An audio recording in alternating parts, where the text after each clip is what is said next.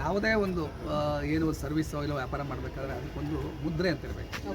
ಇದು ಔಷಧಿ ವ್ಯಾಪಾರ, ಇದು ವಸ್ತುವಲ್ಲ, ಇದು it's not A commodity, it's a life saving drug. ಇದಕ್ಕೊಂದು ಇಲಾಖೆ ಇದೆ, ಇದಕ್ಕೊಂದು ಸಚಿವಾಲಯ ಇದೆ. ಇದು ಬಹು ಮುಖ್ಯವಾದ ಒಂದು ನೀವು ಗಮನಿಸಬೇಕಾಗಿರೋದು. ಈ ಆನ್ಲೈನ್ ಅಂದರೆ ಅದಕ್ಕೊಂದು ಮುದ್ರೆನೇ ಇಲ್ಲ. ಅದಕ್ಕೆ ಏನು ನಮ್ಮ ಸಾಂಪ್ರದಾಯಿಕ ಔಷಧಿ ವ್ಯಾಪಾರಿಗಳು ನಾವು ಕನ್ಸರ್ನ್ ಡಿಪಾರ್ಟ್ಮೆಂಟಿಂದ ನಾವು ಲೈಸೆನ್ಸ್ ತಗೊಂಡು ನಮ್ಮ ಸ್ನೇಹಿತರು ಹೇಳಿದಂಗೆ ನಮ್ಮ ಹಿರಿಯ ಉಪಾಧ್ಯಕ್ಷ ಸಲಹೆಗಾರ ಹೇಳಿದಂಗೆ ನಾವು ಲೈಸೆನ್ಸ್ ಪ್ರೆಮಿಸಸ್ಸಲ್ಲಿ ವ್ಯಾಪಾರ ಮಾಡ್ತಾ ಇರ್ತೀವಿ ಅಲ್ವಾ. ಹಾಗಾಗಿ ಅವ್ರಿಗೆ ಯಾವುದೇ ಒಂದು ಎಂಟಿಟಿ ಇಲ್ಲ. ಸೆಂಟ್ರಲ್ ಗೌರ್ಮೆಂಟ್ ಇದುವರೆಗೂ ಆನ್ಲೈನ್ ಮಾಡಿ ಅಂತ ಅವರಿಗೆ ಪರ್ಮಿಷನ್ನೇ ಕೊಟ್ಟಿಲ್ಲ. ಅವರೇ ಸ್ಟಾರ್ಟ್ ಮಾಡ್ಕೊಂಡಿದ್ದಾರೆ. ಒಂದು ಸಾರ್ವಜನಿಕರಿಗೆ ಒಂದು ಔಷಧಿ ಸಿಗಬೇಕಂದ್ರೆ ಅವರು ಒಂದು ರಿಜಿಸ್ಟರ್ಡ್ ಮೆಡಿಕಲ್ ಪ್ರಾಕ್ಟೀಷನರ್, ಯಾರು ಕ್ವಾಲಿಫೈಡ್ ಡಾಕ್ಟರ್ ಹತ್ರ ಹೋಗ್ತಾರೆ, ಅವರು ಫಿಸಿಕಲಾಗಿ ಚೆಕ್ ಮಾಡ್ತಾರೆ, ಒಂದು ಅಥೆಂಟಿಕ್ ಪ್ರಿಸ್ಕ್ರಿಪ್ಷನ್ ಅಂತ ಕೊಡ್ತಾರೆ. ಆ ಪ್ರಿಸ್ಕ್ರಿಪ್ಷನ್ ತೊಗೊಂಡವರು ಯಾವುದೋ ಒಂದು ಅವರು ನಿಯರೆಸ್ಟ್ ಅವ್ರು ಬೇಕಾದ ಒಂದು ಸಾಂಪ್ರದಾಯಿಕ ಶಾಪ್ ಹೋಗ್ತಾರೆ, ಮೆಡಿಕಲ್ ಸ್ಟೋರ್ಗೆ. ಅಲ್ಲಿ ಒಂದು ಫಾರ್ಮಸಿ ಸೂಪರ್ವಿಷನ್ ಮೇರೆಗೆ ಔಷಧಿನ ಪರಿಶೀಲಿಸಿ ಫೇಸ್ ಟು ಫೇಸ್ ಕೊಡ್ತಾರೆ ಅವರಿಗೆ. ಏನು ಅದರಲ್ಲಿ ಕಂಟೆಂಟ್ ಇದೆ, ಯಾವ ರೀತಿ ತೊಗೋಬೇಕು, ಯಾವ ಇದರಲ್ಲಿ ನೀರಲ್ಲಿ ತೊಗೋಬೇಕಾ, ಅಲ್ಲಿ ತೊಗೋಬೇಕಾ, ಖಾಲಿ ಹೊಟ್ಟೆಲಿ ತೊಗೋಬೇಕಾ, ಊಟ ಆದಮೇಲೆ ತೊಗೋಬೇಕಾ ಅಂತೆಲ್ಲ ಹೇಳ್ತಾರೆ ಯಾರು ಸಾಂಪ್ರದಾಯಿಕ ಔಷಧಿ.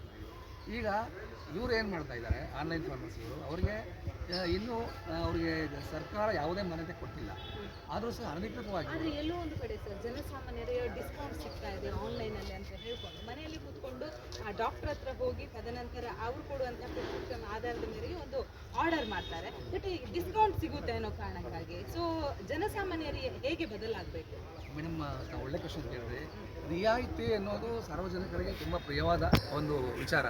ಹಾಗಾಗಿ ನಮ್ಮ ಜೀವ ರಿಯಾಯಿತಿಗಿಲ್ಲ ಮೇಡಮ್, ನಮ್ಮ ಜೀವ ಇಲ್ಲ ಮೇಡಮ್, ಡ್ರಗ್ಗು.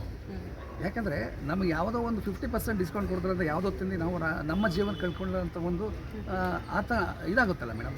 ಸಾರ್ವಜನಿಕರ ಒಂದು ಜೀವ ತುಂಬ ಇಂಪಾರ್ಟೆಂಟ್ ಅಲ್ಲ ಮೇಡಮ್. ಇದರಲ್ಲಿ ಡಿಸ್ಕೌಂಟು ಕೊಡಬೇಡಿ ಅಂತ ನಾವೆಲ್ಲೂ ಹೇಳಿಲ್ಲ.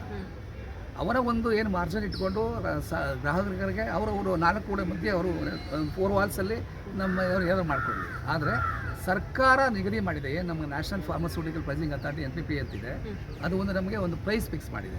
ಶೆಡ್ಯೂಲ್ಡ್ ಡ್ರಗ್ಸು, ನಾನ್ ಶೆಡ್ಯೂಲ್ಡ್ ಡ್ರಗ್ಸ್ ಅಂತ 2 ವರ್ಗಗಳಿದೆ ನಮ್ಮಲ್ಲಿ. ಶೆಡ್ಯೂಲ್ಡ್ ಡ್ರಗ್ಸ್ಗೆ ನಾನು ರಿಪೀಟೆಡ್ಲಿ ಹೇಳ್ತಾ ಇದ್ದೀನಿ, ಪ್ರೆಸ್ ಮೀಟಲ್ಲಿ ಹೇಳ್ತಾ ಇದ್ದೀನಿ, 16% ಮಾರ್ಜಿನ್ನು. ನಮಗೆ ಪರ್ಚೇಸ್ ಬಿಲ್ ಸಹ ತೋರಿಸಕ್ಕೆ ಹೇಳಿದ್ರು ನಾವು.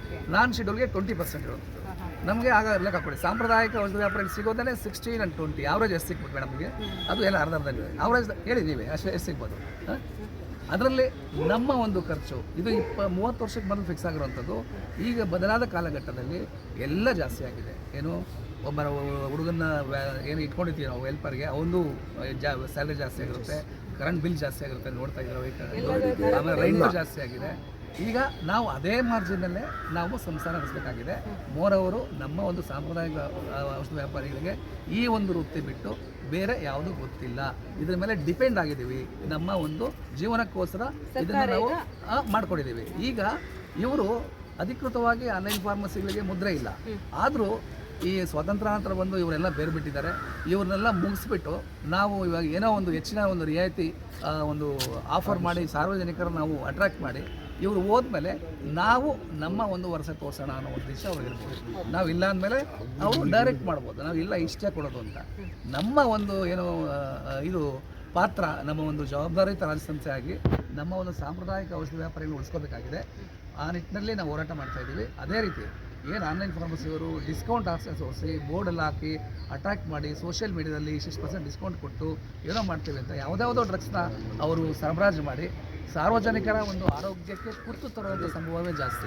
ನಾವು ನೋಡ್ತಾ ಇದ್ದೀರಾ, ಡೇ ಬೈ ಡೇ ನೀವು ನೋಡ್ತಾ ಇದ್ದೀರಾ ಯಾವ ರೀತಿ ಕೌಂಟರ್ಫೈಟ್ ಡ್ರಗ್ಸ್, ಸ್ಟೂಡೆಂಟ್ ಡ್ರಗ್ಸ್ ಬರ್ತಾ ಇದೆ, ಯಾವ ರೀತಿ ಅಂತ.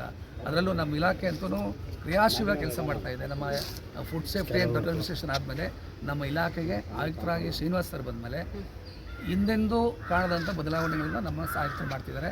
ಇವತ್ತು ಕರ್ನಾಟಕದ ಇಂಡಿಯಾ ಒಂದು ಎಲ್ಲ ಒಂದು ಕಂಪೇರ್ ಮಾಡಿದ್ರೆ, ಎಲ್ಲ ರಾಜ್ಯಗಳು ಕಂಪೇರ್ ಮಾಡಿದ್ರೆ ನಮ್ಮ FDA ಎಲ್ಲ ವಿಷಯಗಳಲ್ಲಿ ಮುಂಚೂಣಿಯಲ್ಲಿ ಕೆಲಸ ಮಾಡ್ತಾಯಿದೆ. ಇವತ್ತು ನಮ್ಮ ಒಂದು ಗ್ರೀವೆನ್ಸಸ್ನ ಅವರಿಗೆ ನಾವು ಸತತವಾಗಿ ಭೇಟಿ ಮಾಡಿ ಅರ್ಥ ಮಾಡಿಸಿ ನಮಗೆ ತೃಪ್ತಿದಾಯಕ ಒಂದು ಸರ್ಕಲ್ಸ್ ಕೊಡ್ತಾ ಇದ್ದಾರೆ, ಸಕಾರಾತ್ಮಕ ಕೊಡ್ತಾ ಇದ್ದಾರೆ. ನಾವು ಅವರಿಗೆ ಟೈಮ್ ಕೊಡೋಣ. ಹಾಗಾಗಿ